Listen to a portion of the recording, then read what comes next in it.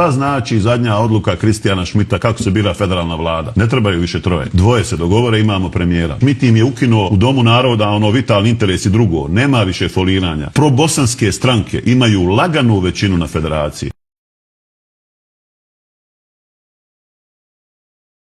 Rješenja, posebice ona koja je donio Šmit 2. listopada nakon izbora koji su održani, općih izbora, bila prva rješenja koje je donosio visoki predstavnik unazad zadnjih 20 godina, koja su između ostaloga uzela u obzir legitimne interese hrvatskog naroda.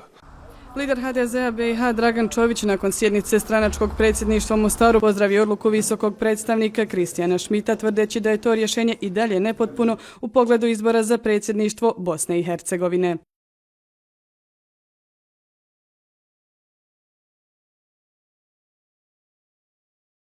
Kad se uđe u suštinu onoga što je Kristijan Šmit nametnuo, ne samo da ne ide u prilog Hrvata, samo se kozmetički rješava pitanje izbora delegata iz hrvatskog naroda. Dakle, niti je riješena odluka Ustavnog suda iz predmeta Ljubić. Ova odluka ne samo da ne ide u prilog Hrvatima, nego daje jedan ogromni kontrolni paket u ruke bošnjačke političke elite koja može manipulirati praktično sada svim procesima u Federaciji Bosne i Hercegovine.